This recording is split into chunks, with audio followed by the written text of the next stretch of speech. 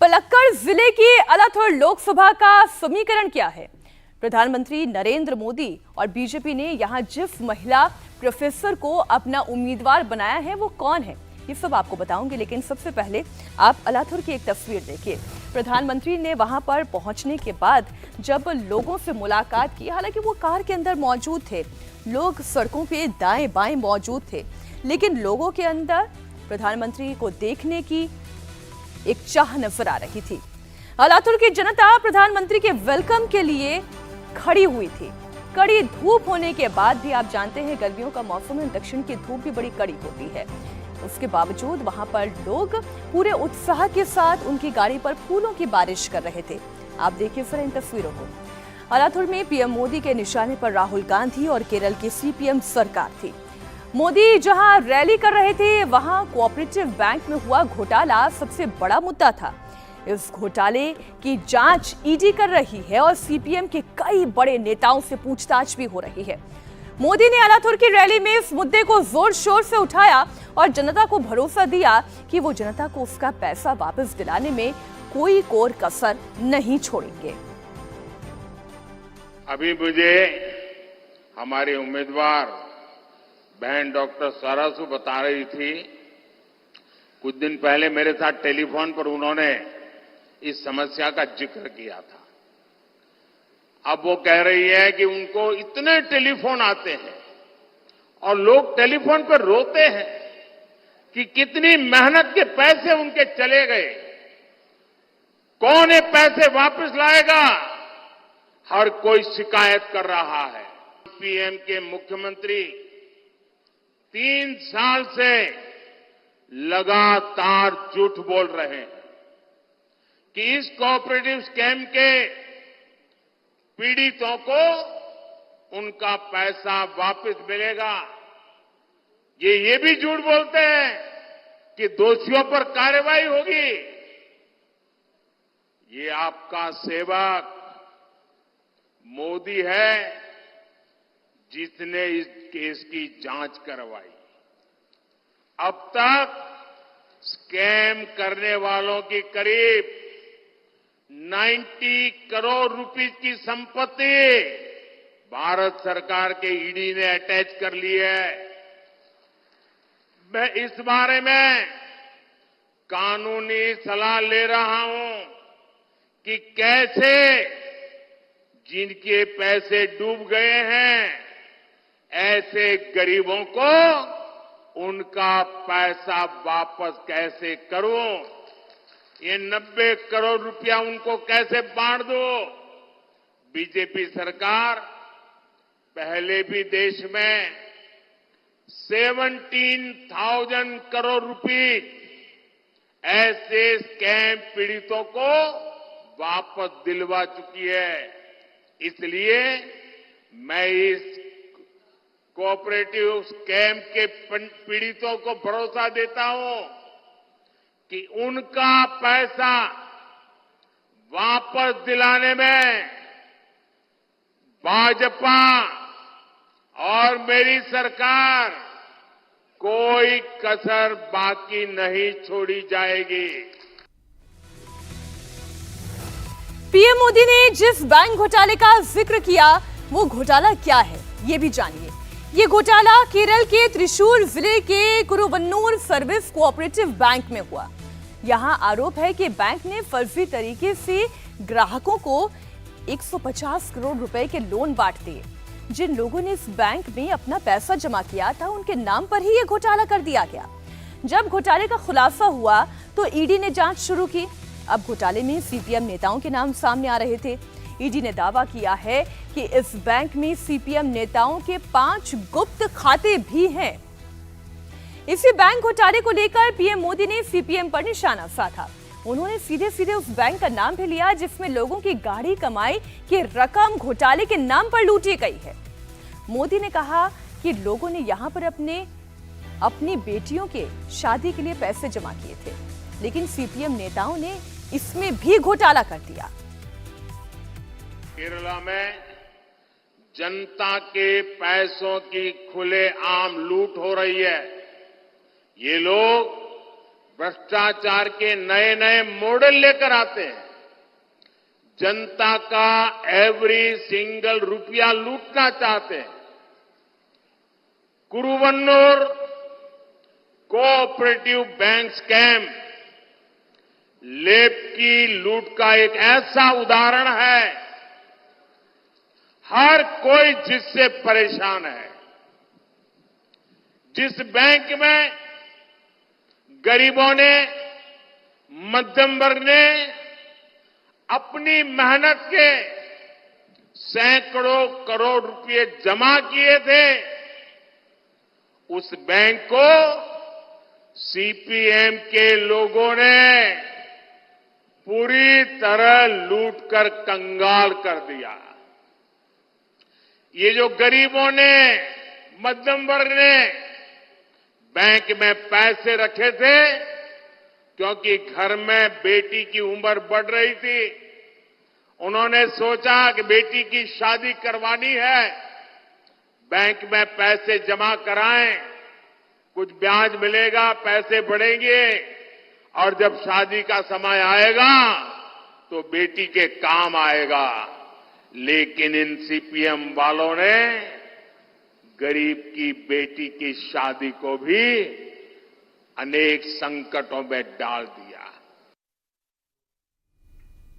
आपने सुना किस तरह प्रधानमंत्री मोदी ने अपने भाषण में अलाथुर सीट की बीजेपी उम्मीदवार डॉक्टर सरासू का भी जिक्र किया।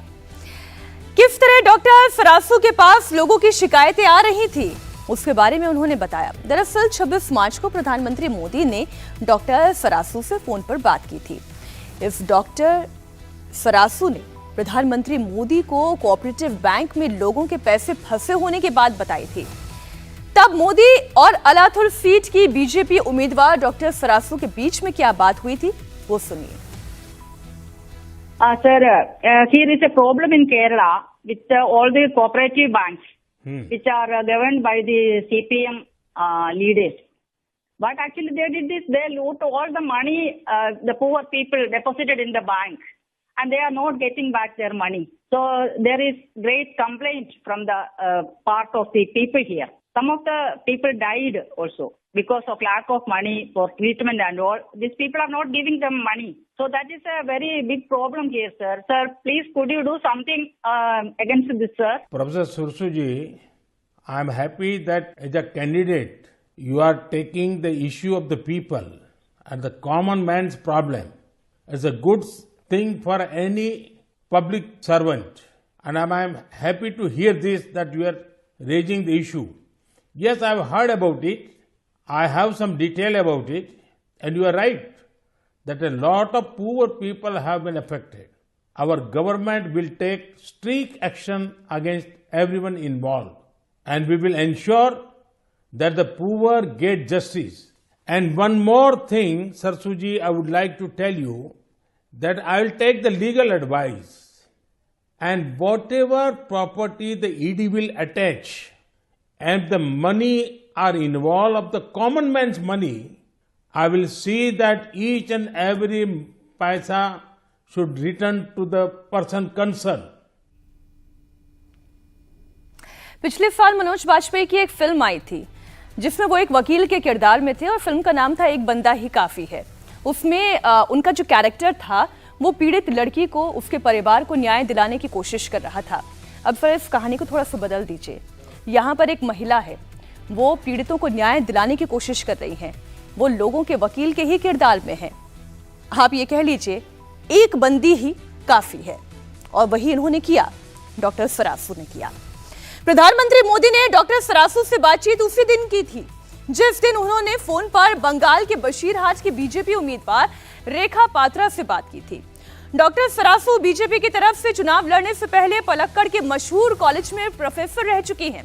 तब मोदी ने फोन पर हुई बातचीत में उनसे कॉलेज में हुई परेशानियों के बारे में पूछा था। वो परेशानियां क्या थीं, वो मैं आपको बताऊंगी, लेकिन पहले सुनिए डॉक्टर सरासू ने प्रधानमंत्री मोदी को क्या जवाब दिया था। सरसू जी, नमस्कारम, सुखमानो। Sugandhanne. How is your election campaign going on? It is very well going on. Yesterday I started.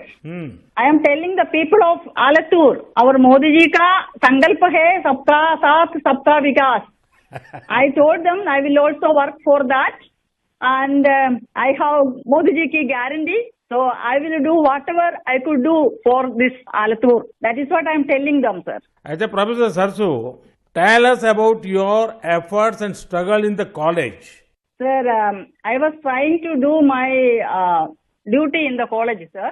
But the thing is that there are leftist teachers in the college and the SFI also. They want the principal to do according to their wishes, what they tell you.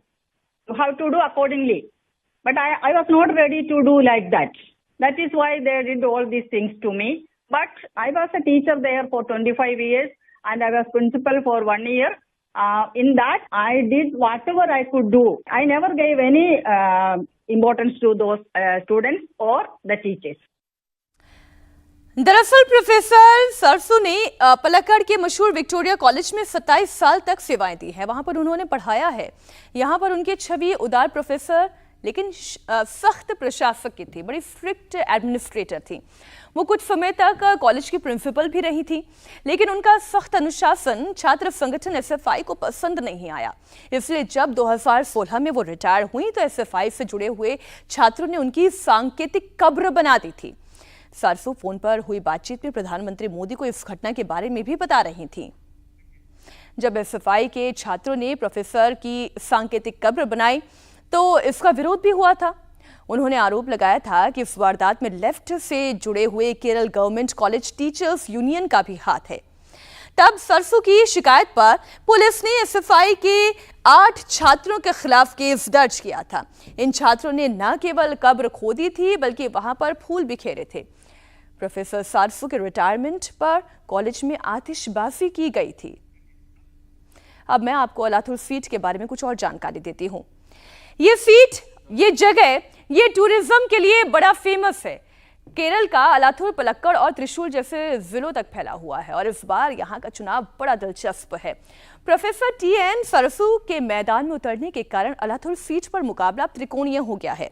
आइए आपको graphics के जरिए बताती हूं इस त्रिकोणीय मुकाबले की लड़ाई क्या है। दरअसल लेफ्ट का गढ़ कहे जाने वाले अलाथुर में पिछली बार कांग्रेस के रम्या हरिदास ने जीत हासिल की थी।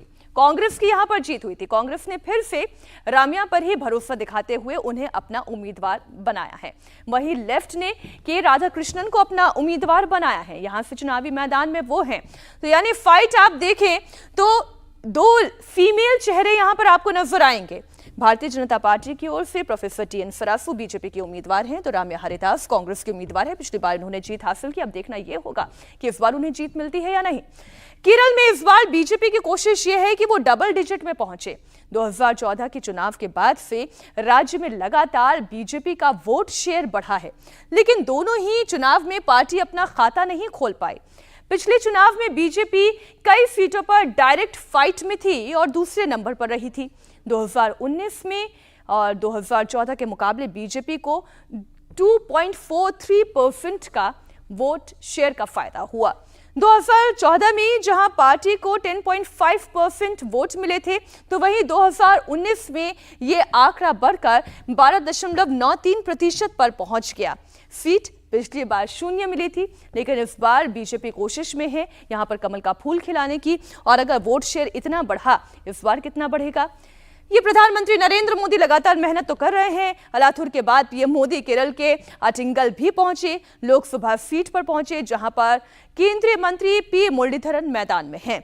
यहां मुरलीधरन का मुकाबला कांग्रेस के अडूर प्रकाश से है।